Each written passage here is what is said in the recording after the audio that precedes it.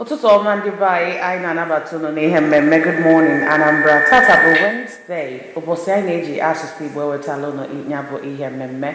Afa m bụ Chidimma Ọranwa. Mụ abụrụ Ajụlụchukwu Ọkagbue. Ọ dị mma, ma anyị ga-eji ihe dịgasị n'akụkụ akwụkwọ dị iche iche wee bido n'ụtụtụ a iwepụtalụ gị isiokwu dị iche iche, mana nke mbụ bụ nke si na ABS website ka anyị ga-ebugodo ụzọ gụpụtala. Mana tupu anyị eme nke anyị ga-agbata obere dim mgbe anyị na-achịghatazila azụ, anyị ga-akọwapụtala gị onye ọbịa anyị anọ na studio n'ụtụtụ a nke ga-enyela anyị aka itinyegasị ọnụ na ya bụ isiokwu dịgasị iche iche. Apụkwana na anyị na-echighata.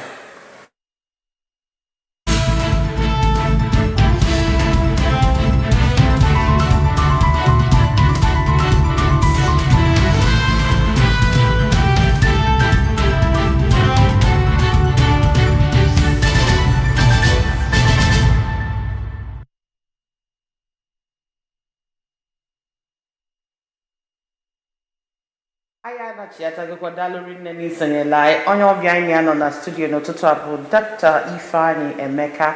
N'ọnụ oyibo anyị ga-asị na ọ bụ a public affairs analyst bụrụkwa onye nkụzi na mahadum Nnamdi Azikiwe University nke dị n'Awka. Dr. Ifeanyi, anyị na-asị gị nnọọ rinne dalụ isonyela anyị.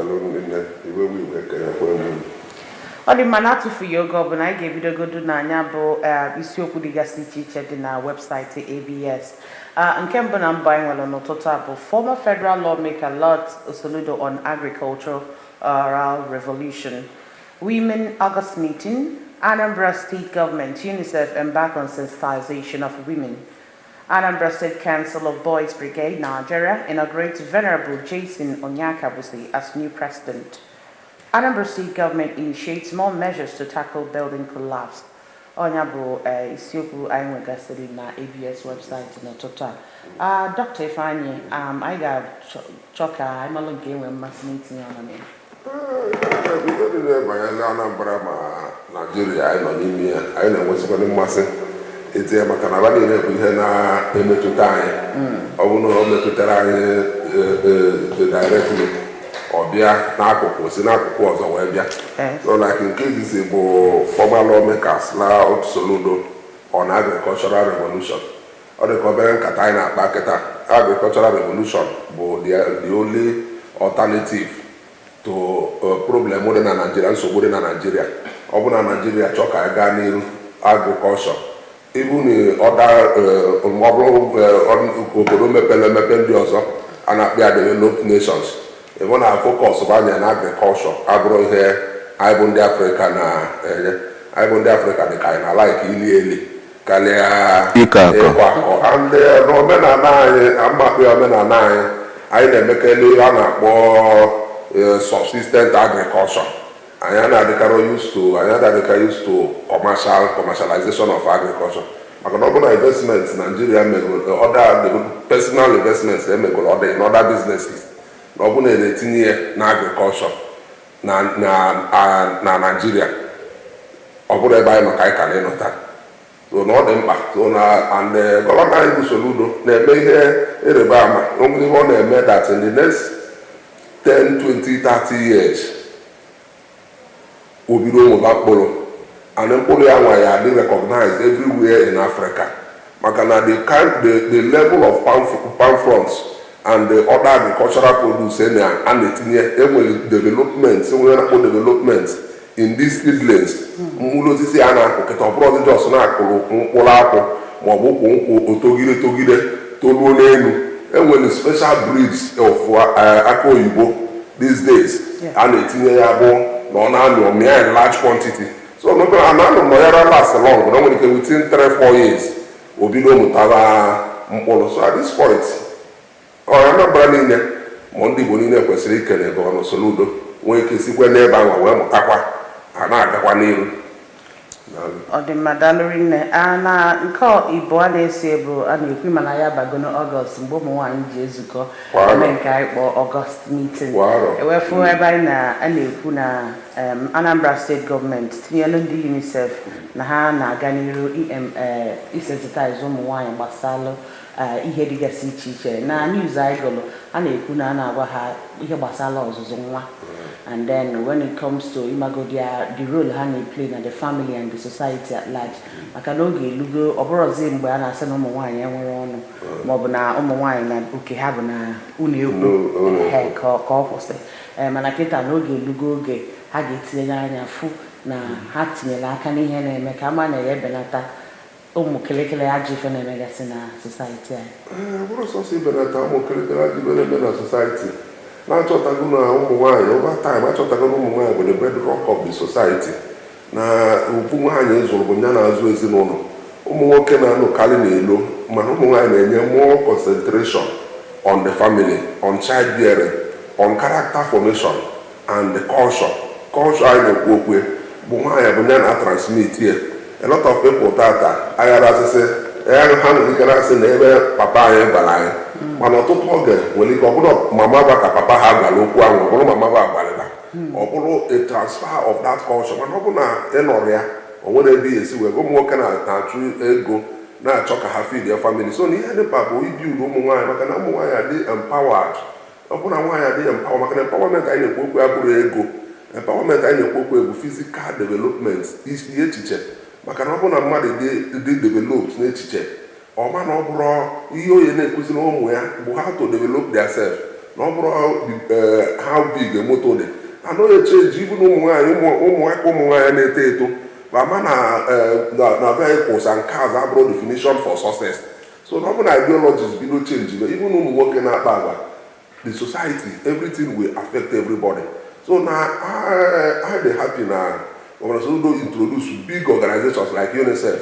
and ka enwe ike na-ekụziri ụmụ nwaanyị maka na ihe dị involved na ụmụ nwaanyị August meeting bụ ihe na-eme kwa arọ mana ihe dị iche na nke ara bụ na-etinyego mmụta na nke ara mmụta dị ya bụ na onweghị ihe na-adiscuss enwere ike na ara discuss for one sickness or the other ndị mmadụ ama na sometimes na ọya niile abụrụ ọgwụ ka emere mmadụ na-enwe development na-enwere due to our society and due to industrialization some sicknesses can come up within times so na ọ bụ na ụmụ nwaanyị bido ụmụtabịa they begin to teach their children because na ha nwa na-ekụziri ụmụaka ọ na-eme ụmụaka na-eto ha na-adị balanced in their society anyị nwa bụ ndị na-ekụziri ụmụaka n'ụlọ akwụkwọ I can tell you ụmụaka ndị nọ na university these days ihe na-adị surprise ọ bụrụ ndị abụọ na 2006 2007 ọ bụ ndị nọzụ na university these days and ndị ya na-asị kedu mgbe bụ 2006 mana time na-aga they grow so na ọ bụ na anyị bido breed our young mothers today because anyị na-egwu na-agwa ndị mmadụ is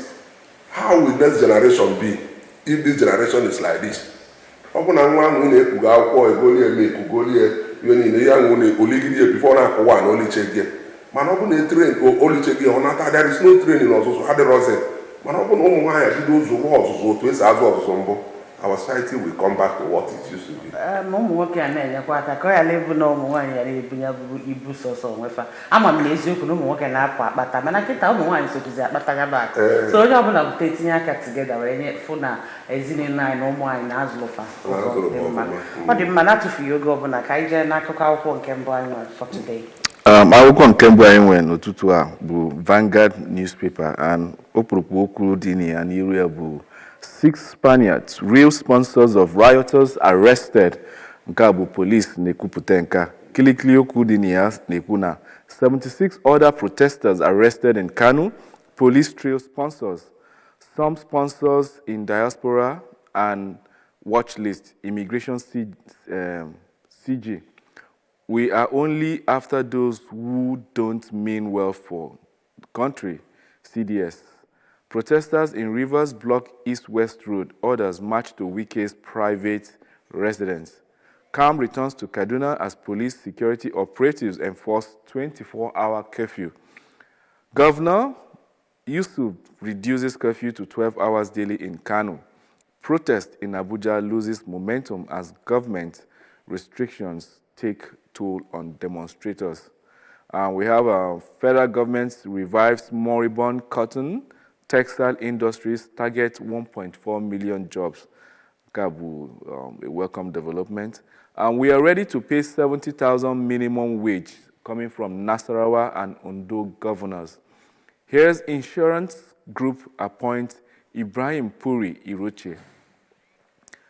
non-direct executive directors. Coronation Merchant Bank names Paul Abiagan acting managing director. Police wary of 30 gatherings, tagged big day disorder, that's in UK riots. And we also have CBN approves a merger of Unity Providence Bank. And last but not the least, incredible, 3 Nigerian women qualify for Olympic long jump final. Well, that's one of the most positive news I get go maka Olympic and the men at Paris. That's good to know. And who August meeting kind of and he when or blue at the Olympics or blue no wine na shine is the flag of Nigeria. Well,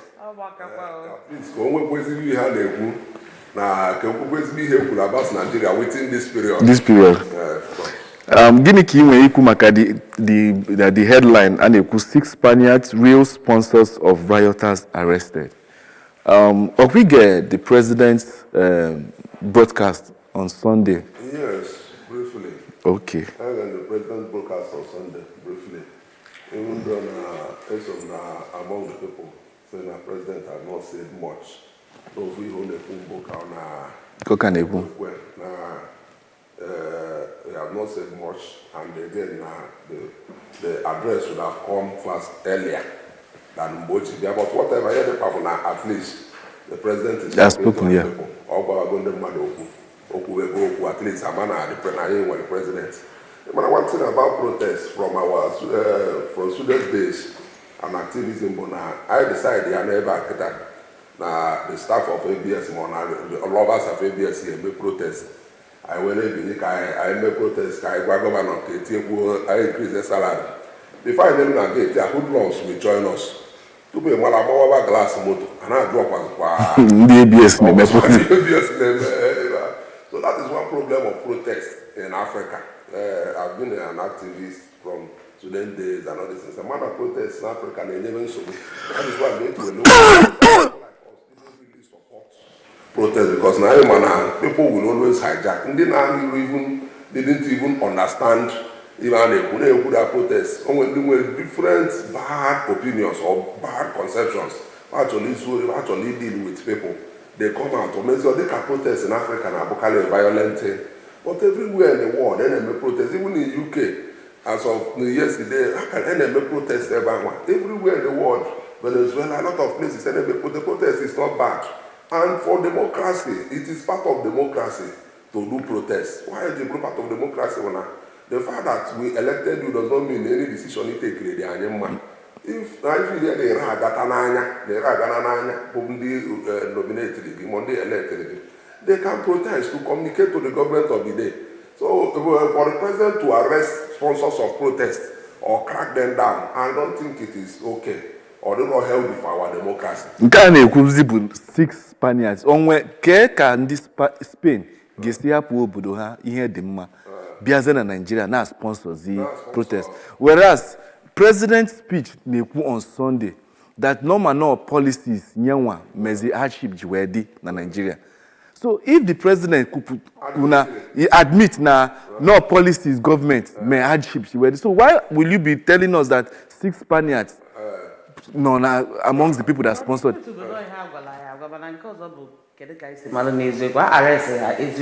I think na can get me investigation. Are they the real sponsors? Real sponsors. Even when you're talking about the sponsors, the president, in his list, I conclude go now the policies. From the police, because from what we see, they are not police, they have the real sponsors. So we are waiting for probably the investigation again. Sponsor this protest. But I feel that you and I, now you have been in this country, you don't choke. You don't choke. And all go to the level where Nigerians decided to come out and protest. We are tired. Maybe we need to talk. Because open a bank kitty or we are okay with it. We are okay with it. Actually, but the take home pay doesn't take me home. I don't want to take you home. Everywhere in the world, whatever it is. The man not complain, take home pay. Because even this 70,000 naira minimum wage, we cannot buy a bag of rice as of today. So governments now abandon their duty because here, so now higher leisure rights, if form one internet, all these things, now even realizable. It doesn't work. And cable for civil services. So what happens to Ndi Nabura? Civil servants? They don't go to the Somebody was telling me yesterday now on the website and they fill the form. Wouldn't literally you go the right. Is this actually realizable? How does it work? So please get one bag of rice. What now happens to me and my family? Now the easy care, the thing like I was saying, in civilized countries, when accusation against somebody, the police may investigation before arresting the person. But in Africa or in Nigeria, any accusation arrest yet before you do investigation, which is not proper. Ọ dị mma ka anyị jee n'akụkọ akwụkwọ ọzọ anyị nwere ebe a ka anyị bido na Daily Trust newspaper ka anyị fụ ihe dị n'iri bụ the banner headlines there ka na-ekwu maka the protest, how 4 teenagers bribed to be were killed in Kano, Zaria.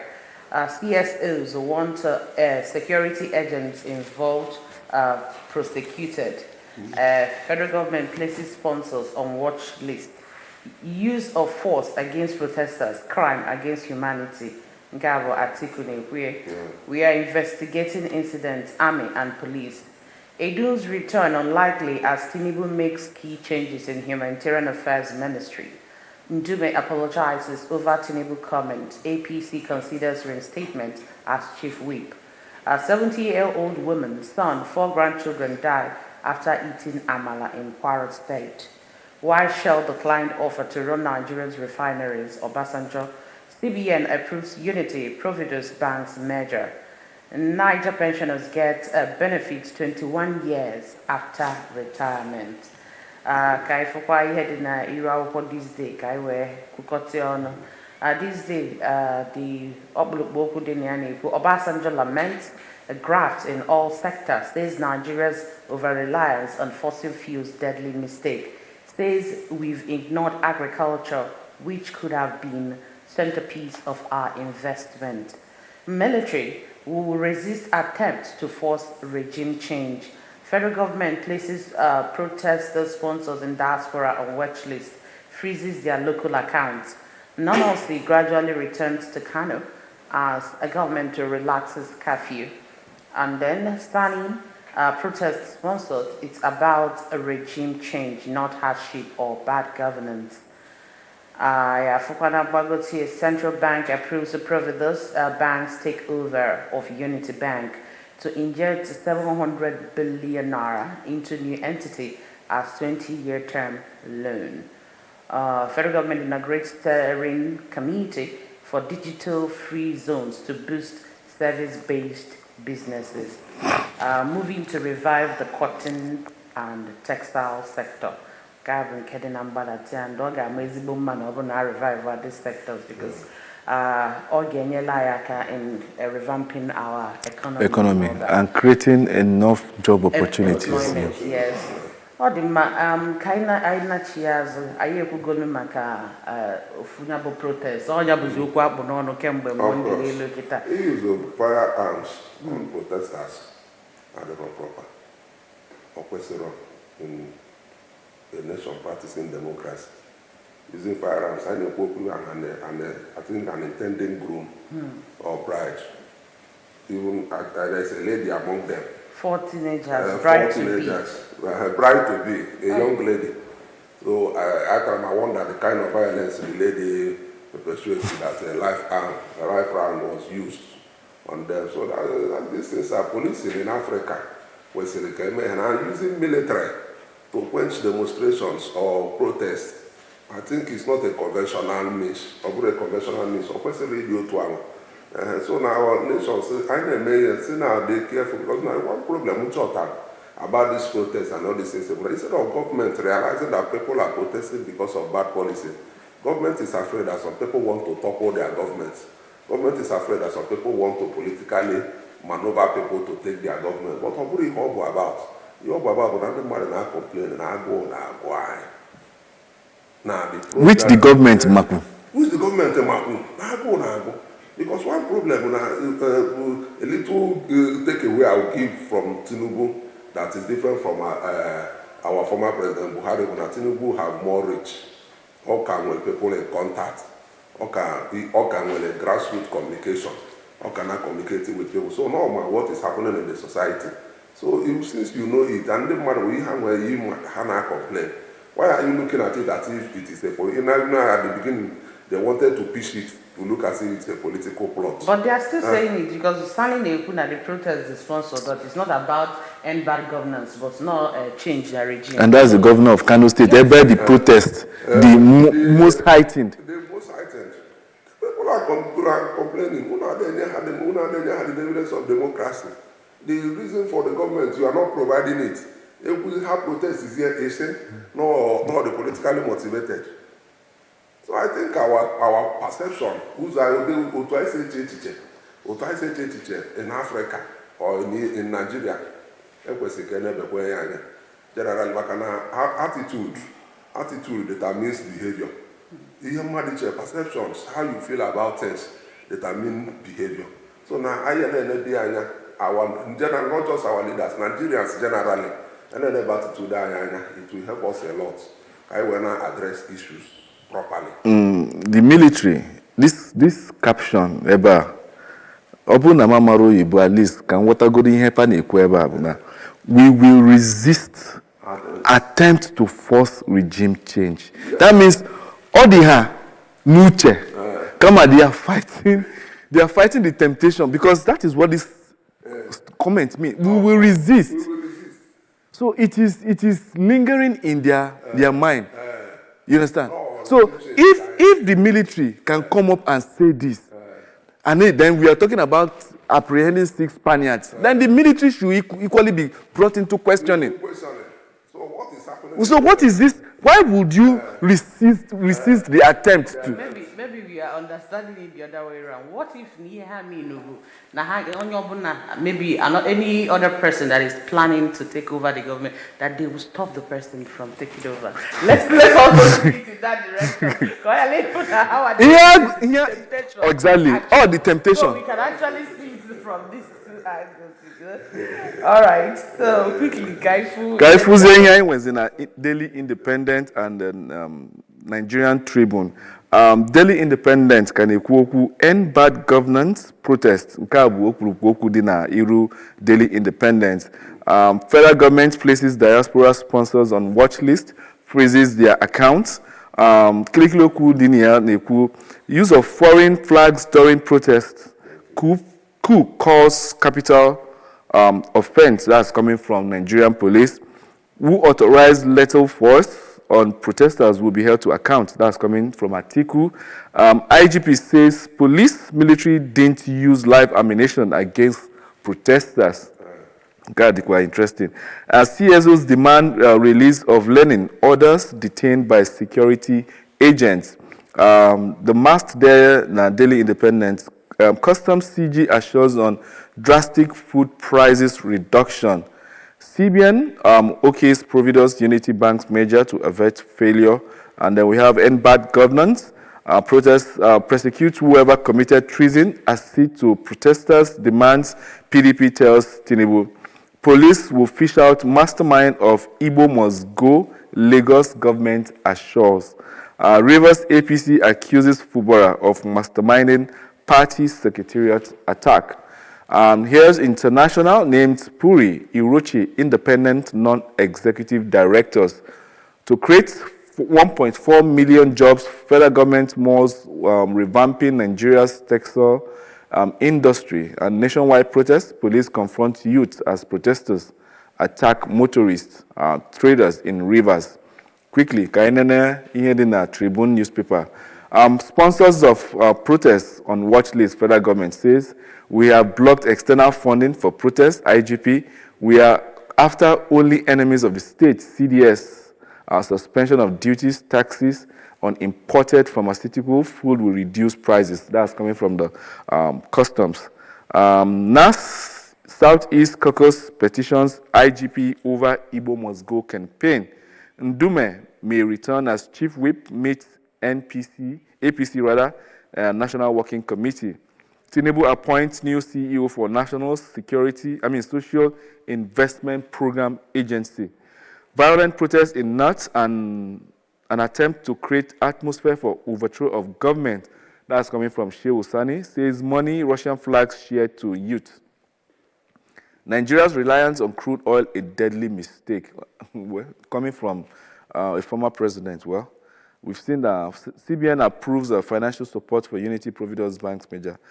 Quickly, Ogun to conduct local government elections on November 16th. New FMCs in Ekpe. Musa will have nursing school. Ondo will implement 70,000 minimum wage. That's coming from Ayedatiwa. That's the governor. Quickly, Imana Ikubuiha Nambido talking about our over-reliance on crude. Now, Obasanjo being our first democratic, in this democratic, unbreached democracy since 1999, they could that Nigeria has made a mistake by investing so much time and energy into petroleum. A president ought to have even set the ball rolling before he will now come out and be saying these things. Because sincerely speaking, most developed countries in the world, agriculture kahaji ebilu. Agriculture kahaji ebilu. But our country, we have so rely on oil, on crude. Agriculture can nations today. Even Israel and all this, they rely on agriculture. Russia and all these countries, they rely.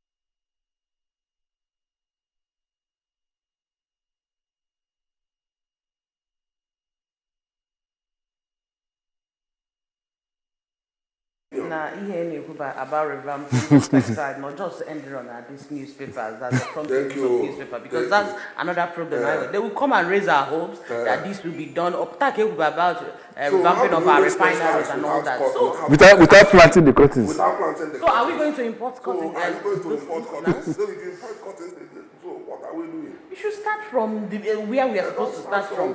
Like agriculture, but not actually revamp. No, let's start, cultivating. Yeah, because the whole of that belt, Niger, Katsina, Kaduna, and some part of Plateau and Bauchi, Gombe. These are the cotton belts. I remember that social studies, in primary school. When you draw the cash crops of Nigeria, each area when you produce. So, but the advent of oil just made everybody to just. People cannot go to their farms. Exactly, that's another thing. So, before we can even talk about meaningful agriculture or anything that will come out from it, we are going to tackle insecurity first. Because people cannot go to their farms to cultivate. Scarcity of food.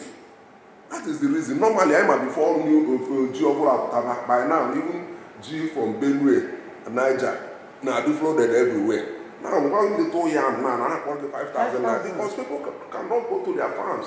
There were a lot of security challenges that have stopped people from going to farms. Even in Igbo land here, people hardly go to farms. There are some land you can even acquire. When you will have some places, you can't go to that place. Because if you come closer to that place, I kidnap your family to Chego. mmadụ agbanwe ego amakwe gị jee na anwụ ọzọ. So that is the problem. Any government who wants to succeed must first of all face insecurity and agriculture. If Nigeria focus in only, if President Tinubu can focus in only these two, I think the next administration, because the administration is governance is continuous. Yeah. However, from one stage to another. So now the truth of now, I was expecting that President Tinubu, when he came into power, that he would have given a little direction, because we were told no develop Lagos, that he was going to develop Nigeria. So I believe, well, okay, since he developed Lagos, there more development. But you know, the system is still the same thing. Custom, Bohana, Baza, Nigeria, now that they are going to reduce cost of food. So what is the business of custom with our food production? Then we talked about bank. Merging. The merger. But actually, Provideos is going to acquire. Thank you, problem that is acquisition. Yes. Acquisition couple. So why is that we told the bank? Can the other bank that went the heritage that shut down totally? These things it is affecting our economy. The central bank, the system, the way in which central bank works in Nigeria, the current leadership of central bank in Nigeria today, I think they should rethink. If people who want to take loan for small scale businesses and all these things, even for civil servants, you want to take loan from bank now, they are charging 30%. So what are you going to acquire? What are you going to do with it? How can Dangote was talking about it? That was the beginning of Dangote's problem at that time. Because how can you expect companies to employ when they have 30% tax to pay? When they thank you over multiple taxation is going on. When they take loan from bank, you are charging them 30,000. What they have to do now is to reduce the staff so that they can be able to service the loans. Their loans. All right. Quickly, guys, for because I read the Nation newspaper guy video godonia. Cost of living protests fizzle out in more states, Abuja, and then I don't know for Castina Kano relaxed curfew by 12 hours. Mobile court remands 632 rioters. And then, 4.3 million Nigerians get direct cash transfer. Federal government inaugurates steering committee for digital-free zones. Boost for global tech, finance, services-based businesses. CBN OK's measure of Unity Providence Bank. And then student top list of 4.68 million voters. Okay, student top list of 4.68 million voters in Edo and Ondo polls. Agency will be free and fair. Okay, 1.4 million jobs on offer from cotton and textile sector. Revamping process begins. Kaifo heading at the next paper this morning, and that's the Punch newspaper. Russian flag. Federal government probes 4 northern political bigwigs. Influential political figures from Kaduna, Katsina, Bauchi suspected of sponsoring protests. Federal government deploys operatives in Niger, Chad borders.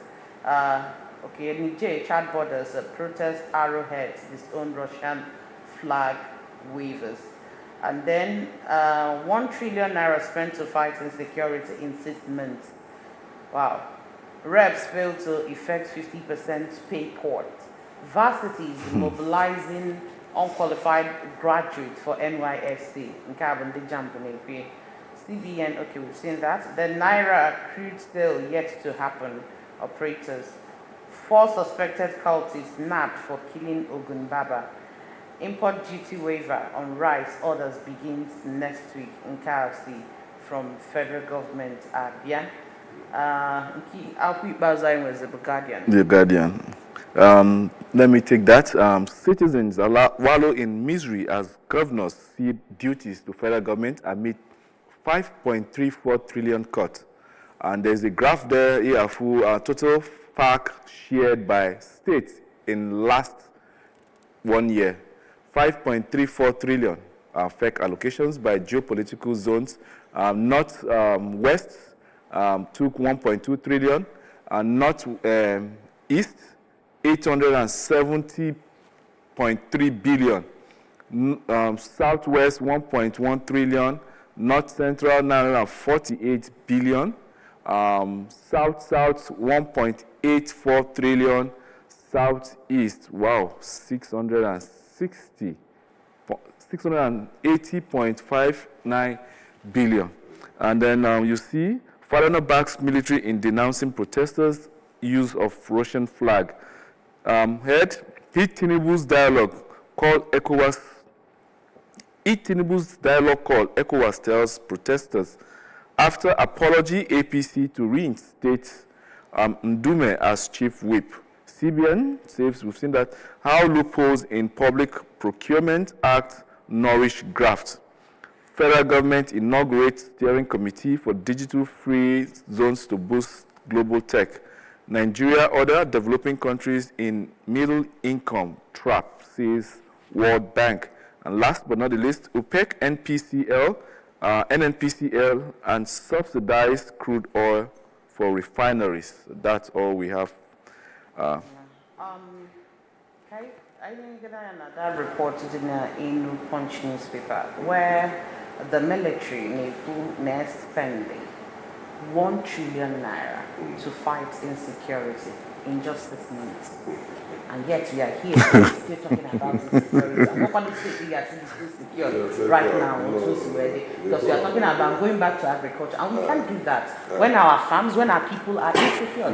So, Kedebet yes, that 1 trillion naira. Almost here, almost security or Zion or has their fight here, and it's not, it's not yielding any results.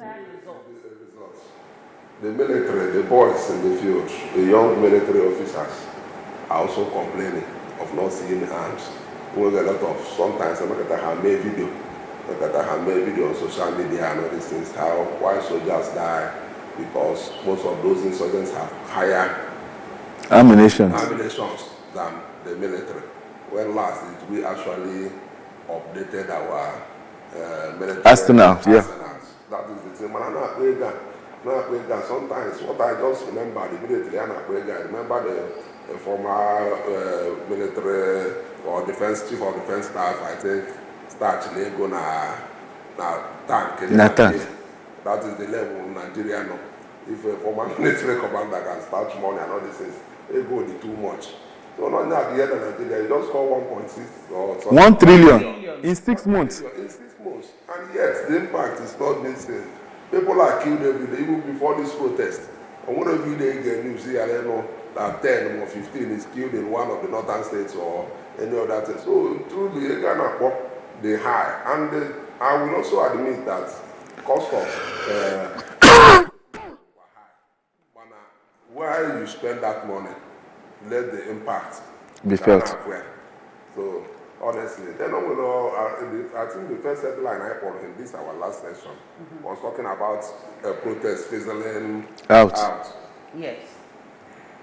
Is it really fizzling out? In more states. In more states. Abuja inclusive. The fact that people are not in the streets now, has the protest actually stopped? Or is it fizzling out? In the heart of men, no being the money. Is it really? Is the protest? At least to the government, and the mother so to them, maybe I can't go down. We are now coming down. We are now coming down. So I owe a particular issue from my because you're a lecturer, and there Jump now accuse universities of mobilizing unqualified graduates for NYSC. So can you make my yes, that issue of unqualified graduates, based on to a layman, to ordinary person, maybe they might be thinking or be of the opinion. Now I hear people who didn't graduate, but sometimes it is not really like that. What JAMB requires, because they might do normal school procedure.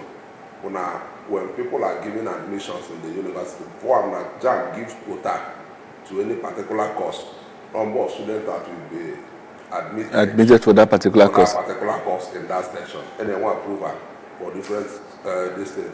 So now, sometimes school overshoots the numbers. Okay. Or for the revenue the numbers. Then they have the population to admit in a particular course. So when they overshoot it, JAMB will refuse to give some students admission letter. That will now say, yes, this course will we approved 80 students to be in this place. So if you have 200 students, it's not our business. I'm going to money 80 Admission letter. And so you see these students moving from year 1 to final year without having admission letters. Students wait endlessly for admission letters. So some of these universities, not usually federal government universities, can be state, it can be private university. So what they do is that when the students move from that year 1 to the final year without having admission letter, they push them to NYS. They push them to NYST to mobilize them for camp. Yeah. So that's sometimes this is what they mean by unqualified. Not because they didn't go, because their admission was not approved by JAM. And the school intended that they would, through dialogue, that before these people graduate, that they must have sorted out the issue. Then you see, that is why they with some unapproved courses. Even some people go on unapproved courses. After 4 years, they want another 4 years extra. They've not gone for service. Because those courses were not approved by NUC. Wow. But they are running it in the school, believing that before the tenure of that they are going to sort it out. So you see sometimes people graduate without these issues being sorted out. And as long as it is not sorted out with NUC, those students don't serve. That's a very risky. That's very risky with the cost of education. Students don't know that the course they are doing is not registered yet. It's no longer, because NUC comes virtually yearly or sometimes in 2 years to different universities. They might come to some universities here. This is they select it randomly. So how selected? They have just some schools, some courses that were accredited to be doing before. The school were doing it before, but because there was shortage of staff, maybe some professors or some people have retired, and so the department then was the manpower to run the courses. And you discredit that cost. Now, so students didn't know that those courses are no longer accredited by NUC. How can I get admission there? Believe it, now you are employed. Now government will give approval, or that the school will employ more lecturers. That before these people will graduate, that NUC must have approved the courses. So you see sometimes people graduate and wait extra 2-3 years for NUC to approve their course, because as long as NUC didn't approve it, or they don't have JAMB admission letters, they can't be mobilized for this service. Wow. Okay. Well, that's and get done a press review. I want to also chip in something. Just really quickly. We have had a lot of states. We have had a lot of states that said, a lot of governors coming out and say we can pay 70,000 naira minimum wage. I think as of last week, I made a publication. I'm not a state civil servant, but I made a publication on behalf of state civil servants. At the Anambra State, we have the smallest population of our civil servants compared to other states. And Anambra State is among the least paid states in civil service. So I am still begging on this note that Governor Soludo should look into the salaries of civil servants in Anambra State. And we actually appeal that maybe as other states are coming out to say we are going to pay 70,000, maybe we can also hear from our governor that Anambra can also pay their civil servants 70,000 naira to minimum wage. I know Dr. Ifeanyi Emeka, maybe on your line this particular segment of our show this morning, Dalo. And your Magela and then the line your Dalo is on your line. Manaiga Bato very din kita. But I get you at Akamacano or Istiopo, I don't get you when I can. I found the children. Muabulu Ajuruchuku Okabwe.